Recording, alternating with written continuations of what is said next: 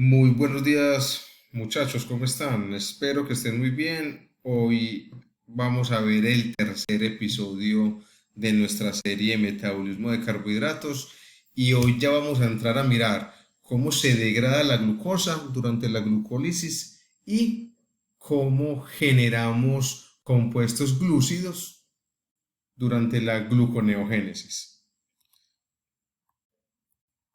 Entonces, los objetivos de este video serán comprender el proceso de la glucólisis y entender los pasos de la gluconeogénesis. Nuestro primer tema será entonces la glucólisis. A ver, entonces, antes de eso, recordemos que en los anteriores videos vimos cómo los carbohidratos y entre ellos la glucosa ingresa al organismo, cómo es absorbido por los enterocitos en el duodeno y luego a través de la circulación cómo estimula la liberación de la insulina a partir de las células beta del páncreas y cómo esta insulina induce la expresión de los GLUT4 en las células del tejido adiposo y en las células musculares para que esta glucosa que viene de la dieta ingrese a estas células. Entonces, en estos momentos nos vamos a ubicar en ese contexto, vamos a continuar esa historia. Entonces, la glucosa cuando entra a las células puede tener varias vías.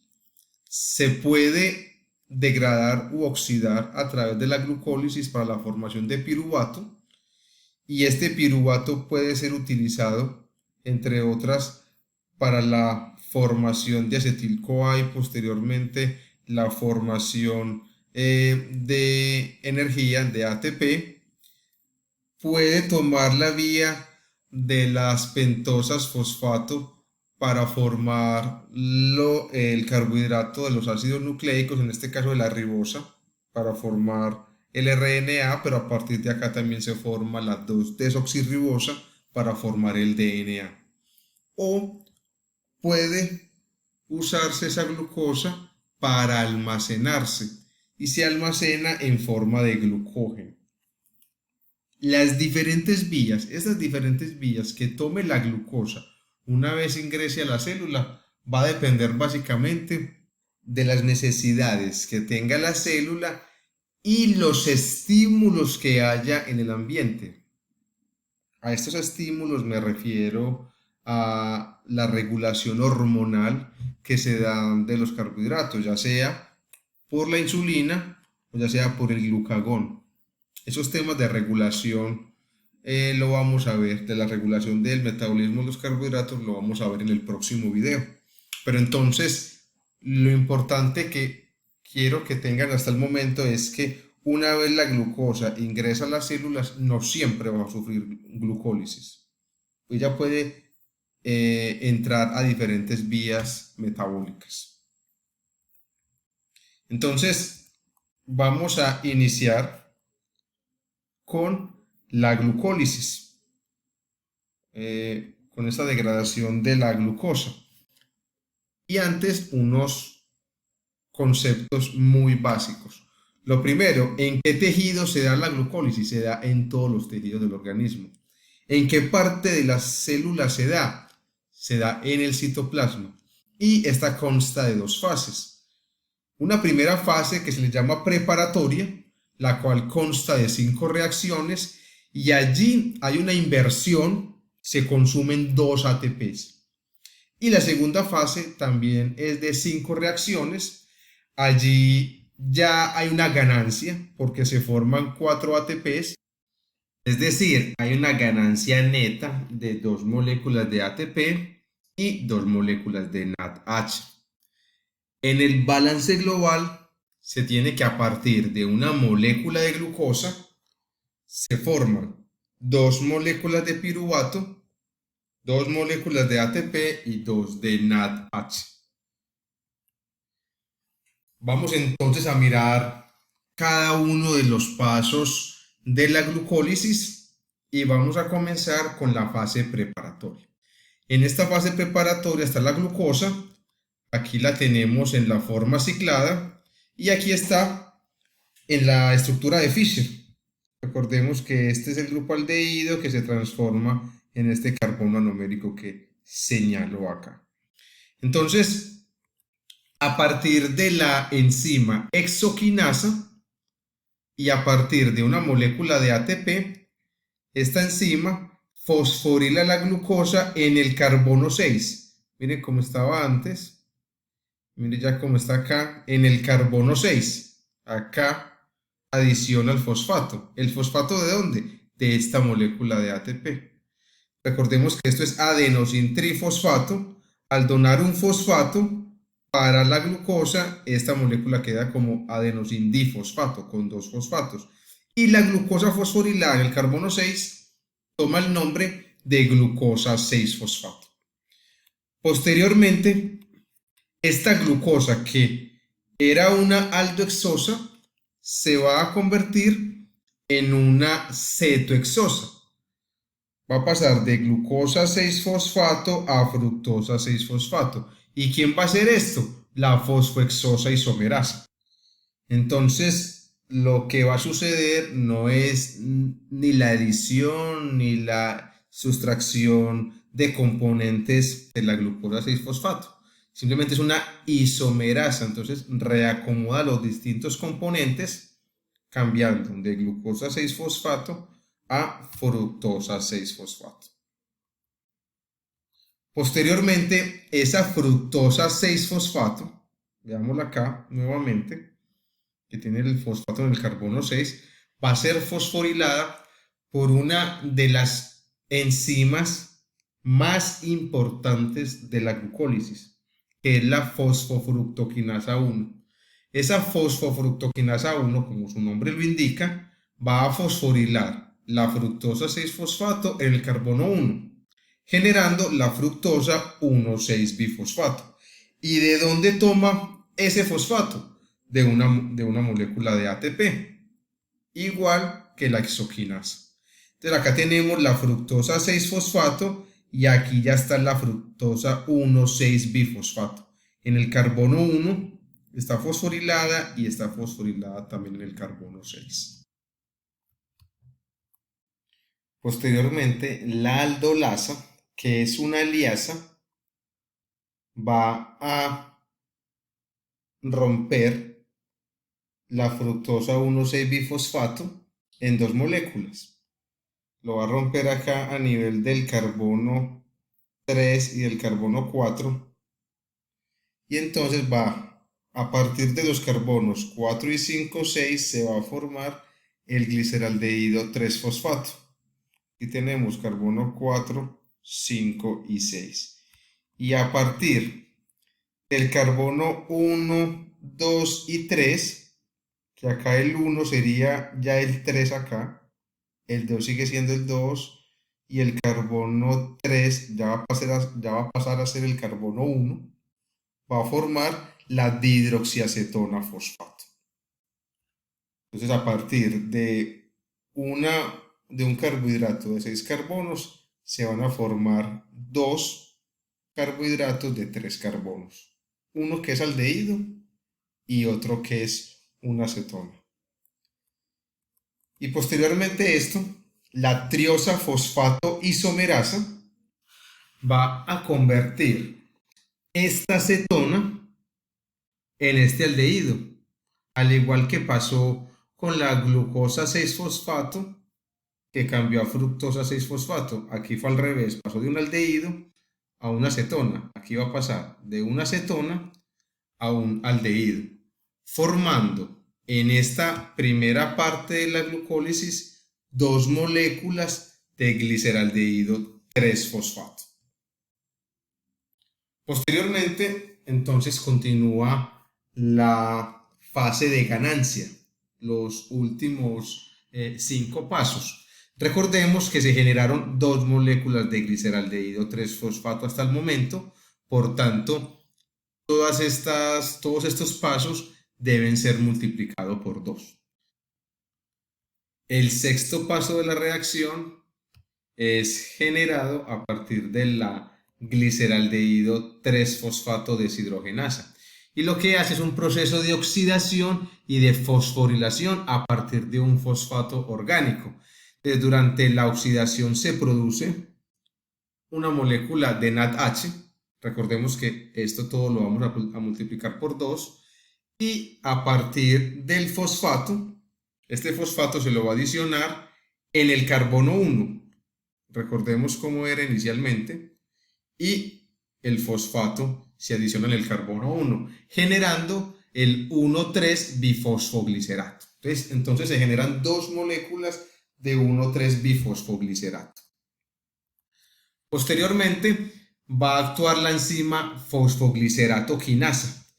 Y esta enzima, a partir de esta enzima se van a empezar a recuperar las dos moléculas de ATP que se invirtieron en la primera fase preparatoria.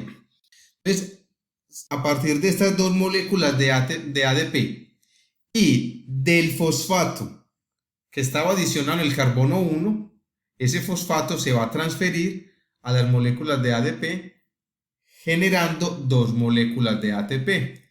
Y la molécula resultante es la 3-fosfoglicerato. Entonces, en esta reacción ya se recuperan los ATPs que se invirtieron en la primera fase. Posteriormente, entonces, este fosfato que se encontraba en el carbono 3 va a ser trasladado al carbono 2 y el OH que se encontraba en el carbono 2 pasa al carbono 3. ¿Esto quién lo hace? La fosfoglicerato mutasa. Y así pasa de 3-fosfoglicerato a 2-fosfoglicerato. Posteriormente actúa la enzima enolasa que a través de un proceso de deshidratación forma el fosfoenolpiruvato. ¿Qué es lo que pasa acá? A partir de esta molécula de OH y este hidrógeno de acá, se forma la molécula de agua, allí se da la deshidratación y al perderse este enlace para este segundo carbono, este carbono quedaría con tres enlaces. El enlace con el carbono 1, enlace con el carbono 3 y enlace con el oxígeno. Tres enlaces. Y este tercer carbono, al haber perdido este OH, también queda con tres enlaces. Los dos enlaces con cada uno de los hidrógenos y el enlace con el carbono 3. Entonces, para estabilizarse, allí se genera un doble enlace para que tanto el carbono 2 como el carbono 3 queden estables con 4 enlaces y así es como se forma el fosfoenolpiruvato. Y la última reacción de la glucólisis es a partir de la piruvato quinasa. Esta piruvato quinasa va a tomar el fosfato del carbono 2 del fosfoenolpiruvato y se lo va a adicionar a una molécula de ADP. Recordemos que todo se multiplica por 2, entonces a dos moléculas de ADP formando dos moléculas de ATP, que es la ganancia neta que se da durante la glucólisis. De ATP me refiero. Y se generan las dos moléculas de piruvato. Entonces, al final se generaron dos moléculas de NADH como ganancia neta, dos moléculas de ATP. Se generaron 4 moléculas de ATP, pero se habían invertido 2. Por tanto, la ganancia neta son 2 moléculas de ATP y 2 moléculas de piruvato. Esto es básicamente la reacción, la vía metabólica de la glucólisis. Es relativamente sencilla, sé que hay muchas enzimas, pero es relativamente fácil este proceso. Y así es como se va degradando la glucosa. Sin embargo, en la dieta nosotros comemos diferentes carbohidratos, como la galactosa o como la fructosa. Y estos carbohidratos también van a ser degradados en la glucólisis. La glucólisis es la vía principal en la degradación de los carbohidratos. Entonces, pero estos carbohidratos, estos otros monosacáridos, ingresan en distintas etapas de la glucólisis. Por ejemplo, acá vamos a mirar, para que entendamos la imagen, aquí tenemos los glúcidos de la dieta, acá tenemos los diferentes pasos de la glucólisis. Entonces, cuando tomamos leche, que está formada, que en la leche está el disacárido lactosa. Una vez la lactosa es degradado por la enzima lactasa, aquí vemos el número 1 acá y el número 1 es lactasa. Una vez la lactosa es degradada por la enzima lactasa, se genera el monosacárido galactosa y el monosacárido glucosa, ¿cierto? Y esta galactosa va a ser fosforilada por la galactoquinasa y la fosforila en el carbono 1, formando la galactosa 1-fosfato.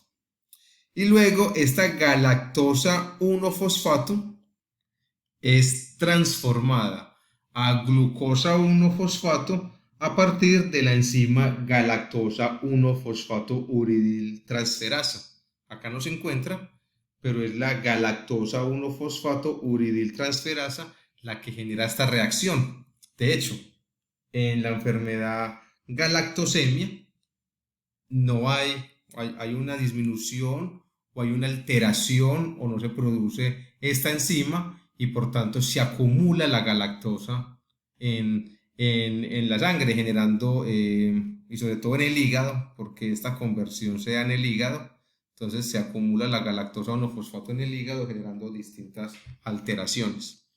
Entonces luego esta glucosa 1-fosfato se le pasa, este fosfato que está en el carbono 1 se pasa al carbono 6 y eso lo hace la fosfoglucomutasa y allí ya genera la glucosa 6-fosfato y ya entraría en la glucólisis. Recuerde que esta molécula es producida a partir de una molécula de glucosa, es producida por la exoquinasa. Y aquí ya se produjo a través de estas reacciones porque viene de la galactosa, pero entonces ya sigue con los pasos normales de la glucólisis. La sacarosa, bueno, no menciono la maltosa porque está formada por dos monosacáridos de glucosa, ingresaría directamente a la glucólisis a partir de la fosforilación en el carbono 6, a partir de la exoquinasa, pero a partir de la sacarosa, que la sacarosa está formado por un monosacárido de glucosa y otro de fructosa. Entonces, esta sacarosa es degradada a partir de la sacarasa, como lo mencionamos en el video anterior, y esta fructosa tiene dos pasos para ingresar a la glucólisis. El primer paso es que sea fosforilado en el carbono 6 para generar la fructosa 6-fosfato, y aquí ya ingresaría a la glucólisis. Y la otra opción es que sea fosforilado en el carbono 1 por la fructoquinasa, generando la fructosa 1-fosfato. Y esta fructosa 1-fosfato va a ser catalizado por la aldolasa B, generando por una parte dihidroxiacetona fosfato, que luego ya ahí entro en la glucólisis, luego es convertido a gliceraldehído 3-fosfato. Recordemos que es una acetona y se pasa al aldehído, como el nombre lo dice. Y el gliceraldehído es luego fosforilado en el carbono 3 por la triosaquinasa, generando gliceraldehído 3-fosfato. Y así es como ingresarían los otros monosacáridos como la galactosa y la fructosa a la vía metabólica de la glucólisis. Bueno, ese fue nuestro primer tema. El segundo tema de este video es la gluconeogénesis. Entonces, la gluconeogénesis es la formación de carbohidratos a partir de compuestos no glúcidos. Pero acá podemos ver que a partir inclusive del lactato o del piruvato o de distintas moléculas como el glicerol, de triacilgliceroles, se pueden formar moléculas glúcidas. Y esto va a depender de la regulación hormonal del individuo y de las necesidades energéticas que tenga este tipo de regulación hormonal la vamos a profundizar en el próximo video de esta serie, en el episodio 4. Entonces, la gluconeogénesis es inclusive más fácil, más sencilla que la glucólisis, porque son casi que los mismos pasos. Las enzimas que actúan en la glucólisis también actúan en la gluconeogénesis, realizando la reacción contraria, excepto las enzimas que vamos a ver a continuación. Por ejemplo, entonces, para pasar de fosfonolpiruvato a piruvato, durante la glucólisis se utilizó la piruvato quinasa, que ya la vimos. Se me olvidó explicarles esta imagen. En rojo, con dirección hacia abajo, está la glucólisis, y en azul, con dirección hacia arriba, la formación de glucosa o gluconeogénesis, ¿cierto? Entonces, para la formación del piruvato, a partir del fosfonolpiruvato, lo que se hace es que la piruvato quinasa, recordemos, toma el fosfato del carbono 2 y se lo adiciona a una molécula de ADP, formando piruvato. Para la reacción contraria se van a necesitar dos pasos, dos enzimas. Inicialmente, a partir del piruvato, este va a ser catalizado por la piruvato carboxilasa y se va a formar oxaloacetato. Y este oxaloacetato va a ser el sustrato de la fosfoenolpiruvato carboxiquinasa para generar fosfoenolpiruvato.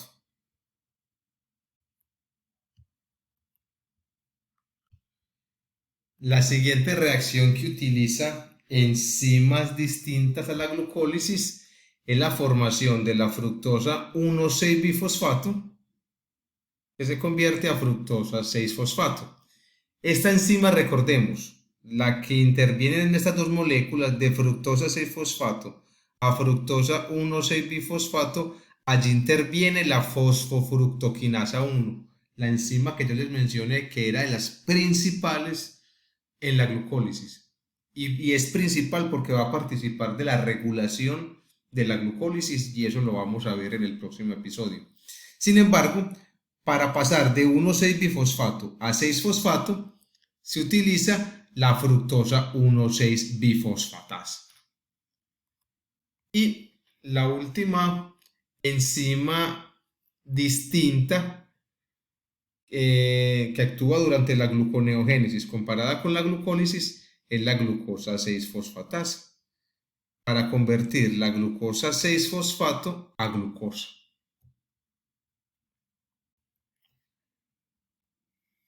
Bueno, chicos, muchachos, esto fue las reacciones paso a paso de la glucólisis y de la gluconeogénesis.